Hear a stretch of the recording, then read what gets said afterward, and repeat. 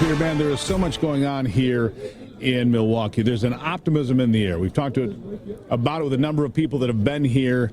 There's just a different feeling about this. Maybe it's because Donald Trump survived an assassination attempt. If that had happened, the funeral would be happening today or tomorrow. That's not happening. Instead, maybe the rebirth of a country. Maybe the rebirth of opportunity and optimism in America. That's what we're looking for. Unity for the first time in a very long time. And that's coming this week. Joining me now is Penny Nance, CEO and President of Concerned Women for America. Penny, thank you for being here. Great to be here with you, Steve. You got a big pink bus, kind of hard to miss. I really do. Boy, when things line up for you, they line up for you. And what I mean by that is this. Donald Trump survives the assassination attempt. Very emotional for a lot of us. His first rally is going to be Saturday in Grand Rapids, Michigan. Ironically, I believe that pink bus is going to be over on the west side of Michigan. It sure is. We're going to start out, we're going to start out, and by the way, our kickoff was Monday here in Wisconsin, and then we're going to go straight to Michigan on Friday morning. Right. And so we'll be in Holland, Michigan at 11 a.m. at Centennial Park. We'd love any of your listeners or viewers to come join us. I mean, it's just going to be a great time. Music, food, prayer. I mean, how can you get better than that? And it's just an opportunity for us to remind women what's at stake in this election. Our bus says, she prays, she votes. Particularly women of faith. You know, there's 64 million evangelical women who attend church regularly right now in this country. If we all voted, add in our Catholic sisters, we could change the world. Unfortunately, there's a large part of our demographic that don't vote. Strange, isn't it? It is strange, but I do think they've woken up.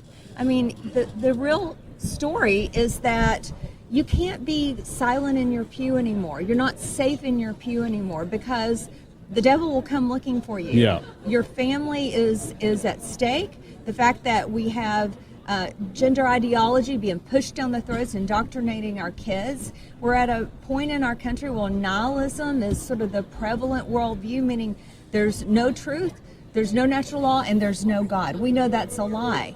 And when you subscribe to that worldview, bad things happen, honestly. You've got to understand that we are accountable to God.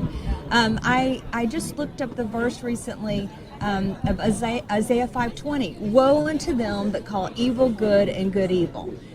That's been the case for a long time, I think, in the mainstream media, sadly. We're not going to do that anymore. Well, we all witnessed over and over again, many of us. I happened to catch it in real time, the attempted assassination of President Trump.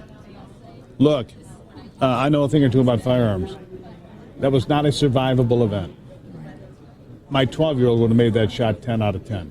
I mean, it's so close range for that weapon. It's not a survivable shot. To miss that shot is unbelievable.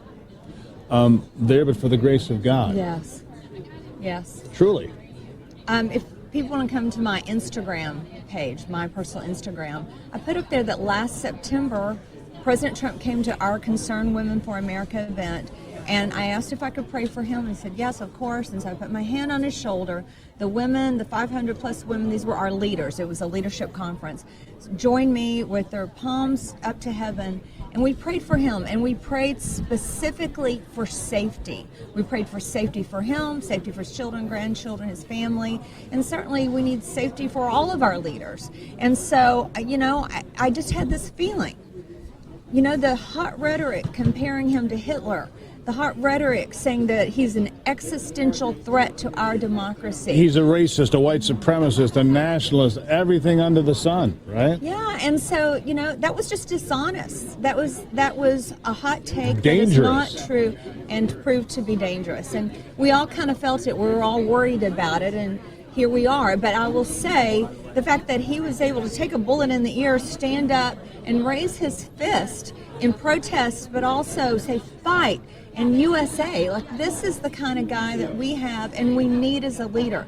Because as you know, we are standing right now on the cusp of war. I mean, we have Sad, China. but yes, we are. We have China, Russia, and of course we have Iran and all of Iran's and proxies. North Korea just for a wild card. Just for fun, Right. throwing that in there. Right. People who really want to kill Americans and hate us. I have just the great honor. My son on the 17th of August will be commissioned as a second lieutenant in the Army. Congratulations. Thank you. We're so proud of him. My husband and I were so proud of him as an amazing young man. He's a patriot. He loves his country. I do not want my son to fight and die in a foreign war, but I certainly recognize that there is so much at stake in our nation. We have to stand up against bullies and tyrants around the world. We need to be self-sufficient in our energy. We need the government to stop breathing down the neck of manufacturers and the car industry in Michigan. Why are they being forced to make an EV if people don't want it? It's more expensive. Yeah. They don't want to buy it. It doesn't work for them. I come from Appalachia, so shout out to J.D. Vance. There you go. A fellow hillbilly. I grew up in Eastern Kentucky, for sure. Yeah, buddy. And so I understand the idea, because this was some of my lived experience of going to the grocery store and having to put food items back because you can't afford to pay for it. Right. Women are living this around the country, and certainly in Michigan right now. Yeah. We need to change the trajectory of the nation. Women will change the election. Moms, yes. Women, not just suburban moms, urban moms, rural moms.